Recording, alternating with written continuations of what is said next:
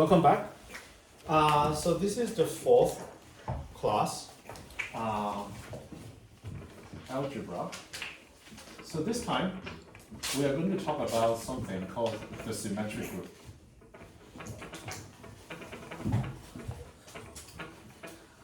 And the symbol is capital S, subscript n, or S, parenthesis n. It doesn't matter, it's just a notation. Different people like using different. So first, I want to talk about an introduction or recap our journey on algebra group theory. So first of all, group, how many criteria or how many definitions does it have? Five. Five criteria. What are those five? So it has to have a set, and then there has to be operation. Has an operation. So operation here means if you take two elements from the subset, from the set, it will match enough to another one. Naomi? Rules? A set of rules? Yeah, it's associated. Oh, okay. Okay. Daisy? Identity. Identity. The last one, Olivia? I was gonna say identity. Then say the fifth one. When we talk about subgroup, yeah, it has to have inverses. Okay. Oh yeah. Now, there's one point that might be. There's one point that we will need for your homework. Okay. So not all groups are commutative. So remember, commutative means AB is equal to BA. Commutative. So if a group is commutative, we obviously call it commutative group. Okay. But in group and group only, there's also a fancy name. Call this. How to say this word? Abelian? Abelian? Yeah. So basically in group, abelian and commutative mean the same thing. Okay? It's named after a mathematician. Okay? So it's just a word. Okay? So let's just kind of remember before this semester, I would say most of us, okay, we only work with numbers. Would you agree with that? Yeah. With numbers.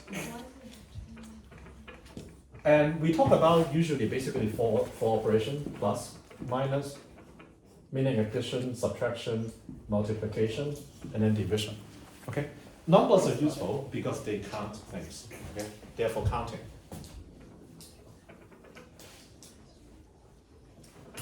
Now, we have this symbol called integer.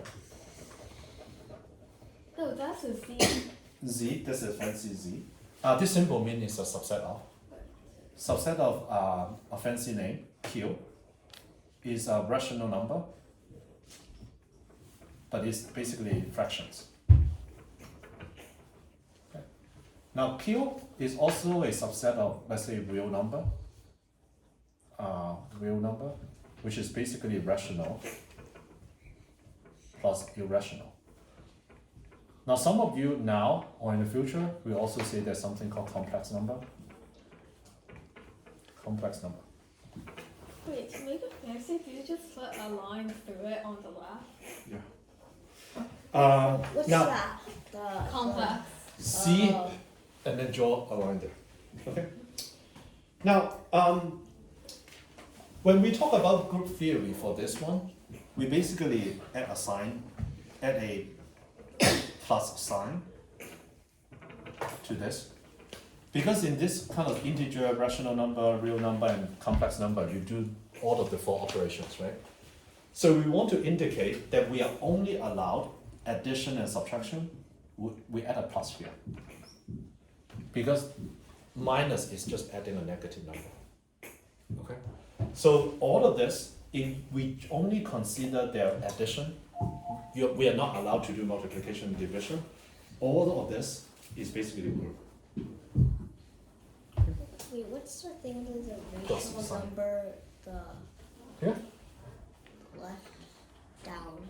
This is a short form I know for that's number. number. I'm talking about the one under it.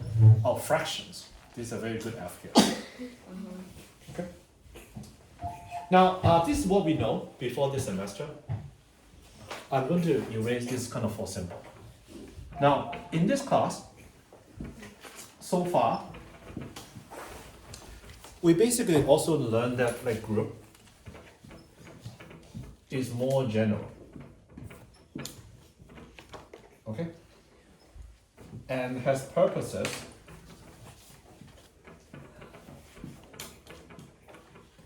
other than counting.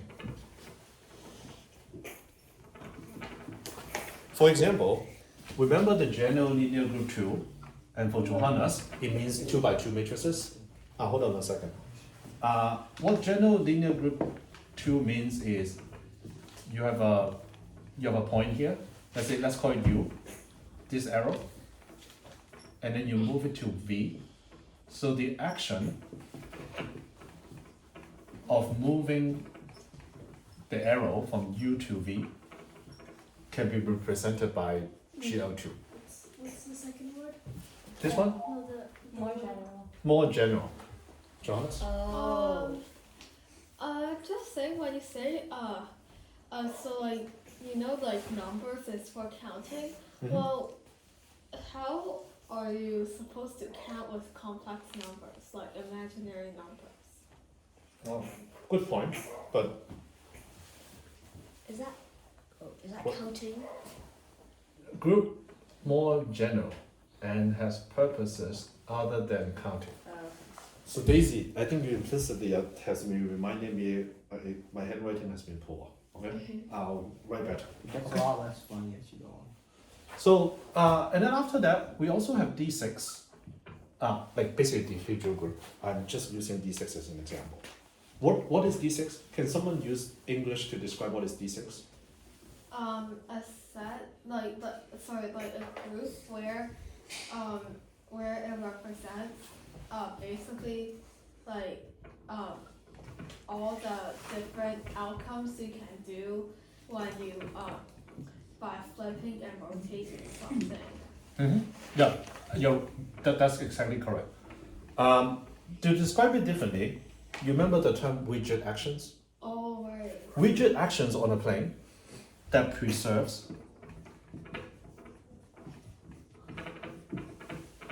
the symmetry of what? A regular hexagon. Of a regular hexagon.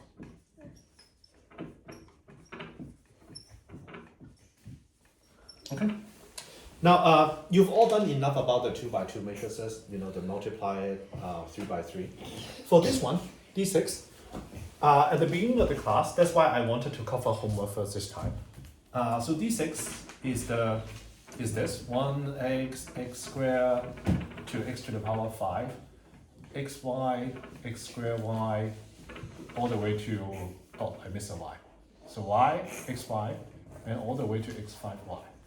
And then we have the three relations. X to the power 6 is 1, y to the power 2 is equal to 1, and then xy is equal to, yx is equal to x inverse y. Okay. And then in one of the homework, you remember you had that really long string there. I said North Tower, South Tower, co-op level, going on a lot of things. So in just a matter of 3 classes, you have been doing some algebra operations that just 2 months ago that you found ridiculous. Okay, just remember that. Remember that like 6, whatever, like 2 months ago, if someone writes x6 is equal to 1, your response would be, oh, it means x is either +1 or -1. Right? You remember when we do this kind of up, left rotation? Remember just kind of 2 months ago how ridiculous it would sound? What do you mean? Like X? So we've actually come a long way. So in this kind of recap session, I also want to say that, let's say in group theory, we basically say 1 is an identity, and we say the symbol -1 is the inverse of x. And then in the number system above, 1 is also the identity, because 1 times whatever number is always the same number A. Only if you're talking about. And then A inverse is basically 1 over A, because then it will give us back 1. So that's why in group theory we use kind of this symbol. Now you know the symbol 1 is arbitrary.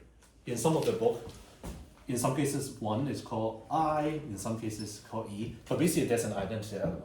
1 is a popular choice because in numbers it's something we are familiar with. It multiplies something, it will always kind of be itself. And then we use the negative one. Again, it's because in numbers, -1 is the reciprocal, and it's when you times that, it give us 1 back. Do you have a question? Well, just a clarification. So in numbers, when you're talking about the operation of multiplication, not when you're talking about the operation of, like, say, addition. That's a very good point. That's a very good point. Let's not go there. But basically, I'll just kind of respond to your question. If we take out 0, we move 0 from the set of real numbers, Okay.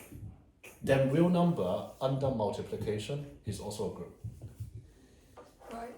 Yeah, so this is an example where Why do you have to remove 0 first before you can make? because in multiplication, 1 is the identity, and 0 doesn't have an inverse.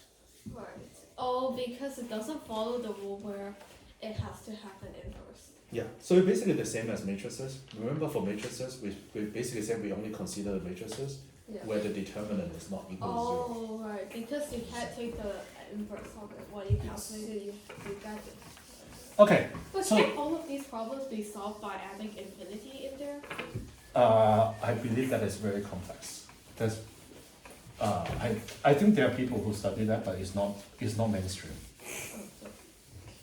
That basically has to do with changing some basic axioms of the number system. DRC. Okay, so now in this class, we are going to do 4.2. We are going to do symmetric.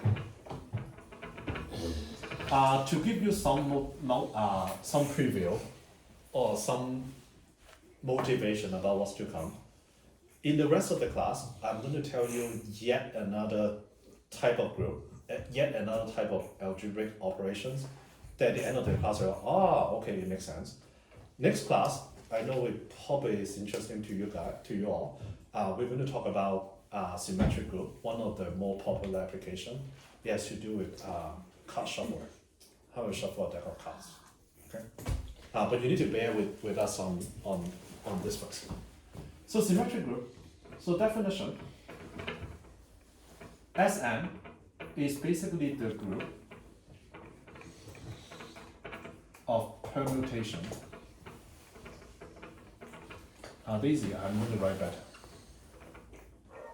Of a set of n objects. Okay? Most often,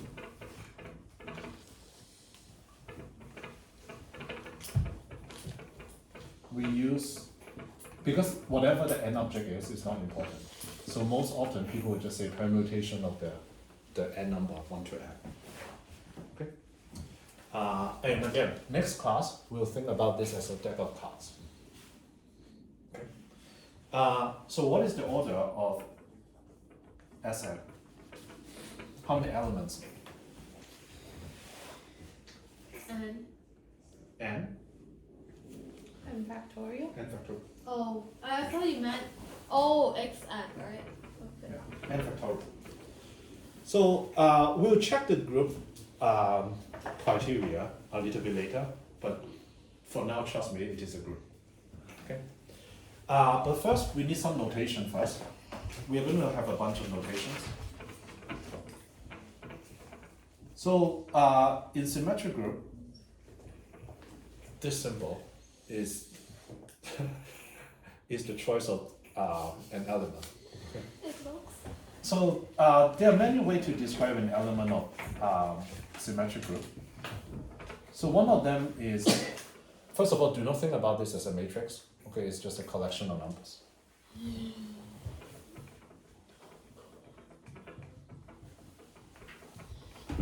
So you could talk about one, basically one map to a number, two map to a number, n map to a number. But then because the first row is so boring, so sometimes we just say that what is mapped into. And I'll give an example to Wait, make it what? clear. Can you hold on? Let me give you an example, because maybe after I give an example, it will be less ridiculous. Let's say one of the example is we basically say this one is 213. So what it means is as follows. What it means is the position of 1 will map to 2, the position of 2 will map to 1, the position of 3 will map to 3. So therefore we will represent this as 213. And this is a group of, this is the element of S3. So intuitively, what this symbol means is 1 map to 2, 2 map to 1, and then 3 map to 3. Using English, what this element represent, the permutation this symbol represent is keep the third element at this place, and then swap the first two. Johannes, do you still have a question? No. Does it make sense?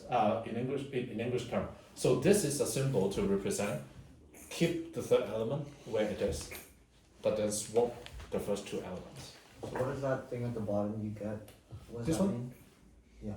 Oh, it means it's an element of the symmetric group 3. So this is similar to, let's say, GLN, GL2, similar to dihedral group DN, D2, D6. This one, I'm talking about arranging 3 elements. So therefore, this is an element of S3. So like kind of like books. Yeah. Except, what do you do if you've got more than 3 elements? You got more than 3 elements? Then, so what do you mean? Because you can't swap them around anymore because there's more than 2 objects. So do you shift them down 1? This symbol only have 1, 2, and 3. Therefore, is only for S3. For example, if there are 4 elements, then this is an element of permutation of 4 objects. This would mean keeping the third and the fourth book in its same place, but swap the first 2 elements. Okay. So let's kind of keep going. So now that we have a symbol, after this example, it will be red. Okay? So now what I'm going to do is I want to be able to verify one of the 5 criteria in group, which is this operation is associative. Okay, I'm not going to prove anything, but I'm going to verify this. So I'm going to give 3 elements. The first one is 1, 3, 2. The second one is 2, 1, 3. And then the third element is 3, 2, 1. So when I say I verified, what I mean is I want to show that this is the same as so if I do mu 2 times sigma 2, sigma 3, and then sigma 1 is the same as doing sigma 1 and sigma 2 first, and then sigma 3. That's what we mean by associative, right? So I'm going to use this as an example. So first, let's kind of start with sigma 1 and sigma 2. So I'm going to do the left-hand side. So this part I need everyone to really pay attention, okay? Sigma 1, sigma 2. After, if we apply sigma 2 first, 1 is mapped to 2, 2 is mapped to 1, 3 is mapped to itself.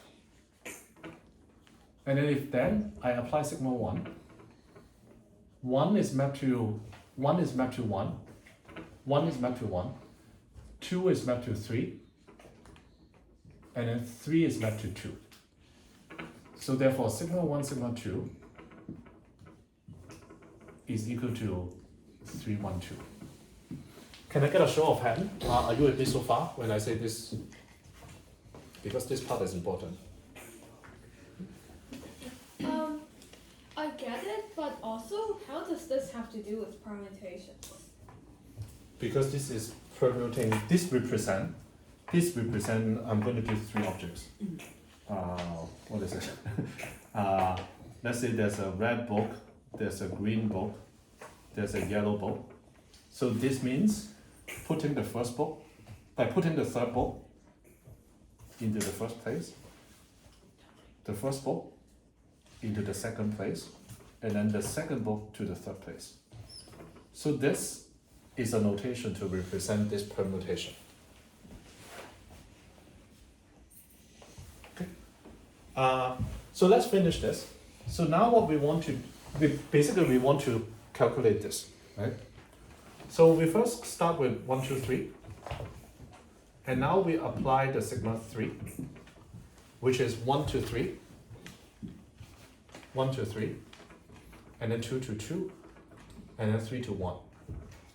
So that's the sigma 3. And then after that, we want to apply the sigma 1 and sigma 2, which is this. And that is 1 to 3, 2 to 1, and then 3 to 2. So then the left-hand side of this, sigma 1, sigma 2 first, and then sigma 3 is equal to 2, 1, 3. So just to clarify something, so what you're saying is that, I know this might sound trivial, but like if you apply a sigma 1 and sigma 2, and you apply that to like 1, 2, 3, and you calculate what that is, you can apply the result, and that would be the same as applying sigma 1 and then sigma 2, right? Could you say that again? So basically, when you calculate, I'm going to when you apply, like, what do you hide?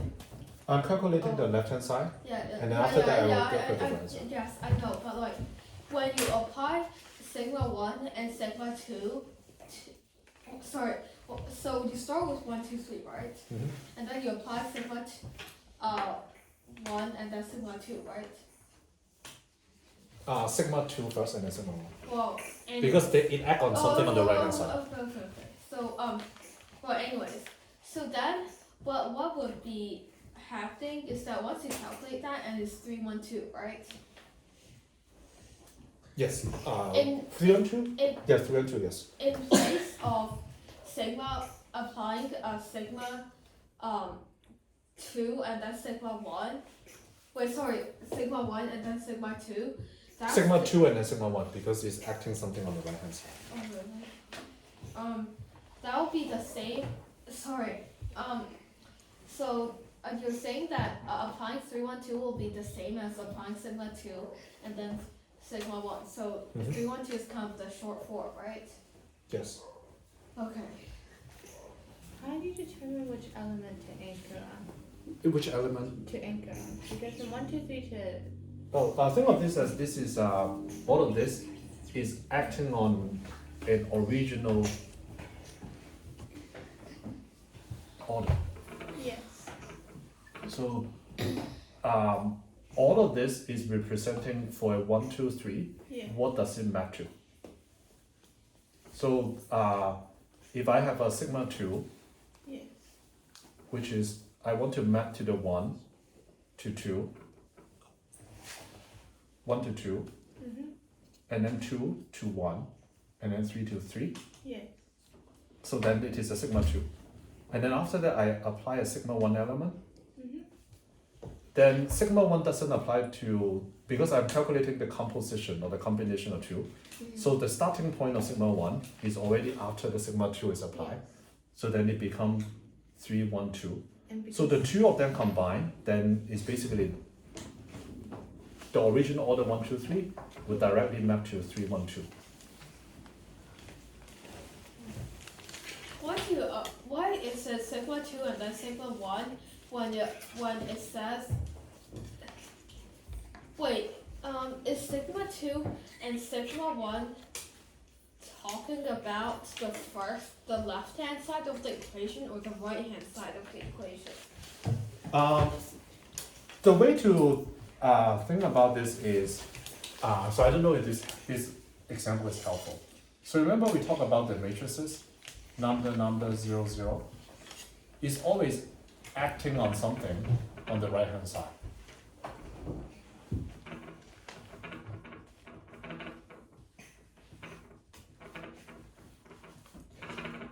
Oh, I thought it's. So therefore, all of this one is meaning, I thought it's basically meaning sigma 1 applied to an order of 1, 2, 3, what would happen? And then sigma, for example, if I write something like this, it would be sigma 1 acting on an order first, and then sigma 2 acting on that resulting order. So it's what we call right action. Why, wait, I thought it's the other way around, like something acts on the one before it, the one on the left, right? Like, There's for no example- there's no right or wrong, but for this one, it's always acting on something on For the right hand side. example, 5 minus 2, the 2 is, I understand what you're saying. That's why I emphasize about this one is always acting on the right hand side. okay. So let's kind of do the right hand side, and then we'll have a break. Okay. So let's calculate the right hand side. So the right hand side is we want to calculate what sigma 2 and sigma 3 is. So we have 1, 2, 3. So I'll apply sigma 3. Can someone tell me what this is? If I apply sigma 3, what would that become? 3, 2, 1. And then after that, I apply sigma 2, what would that be? That would be, 3, 2, 3, 1.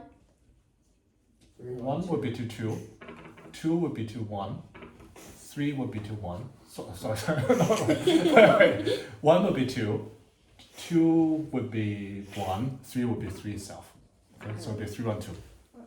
Okay, so now let's also add a sigma 1 there. After we apply the sigma 1, 1 is mapped to 1, 2 is mapped to 3, and then 3 is mapped to 2. So therefore, sigma 1, if we do sigma 2, sigma 3 first, is equal to 2, 1, 3. Therefore, is equal to sigma 1, sigma 2, sigma 3. So therefore, it is associative. So that's why this is a group. Okay, so that is for the first half. So you now just learn another new ridiculous looking operations of a string of numbers.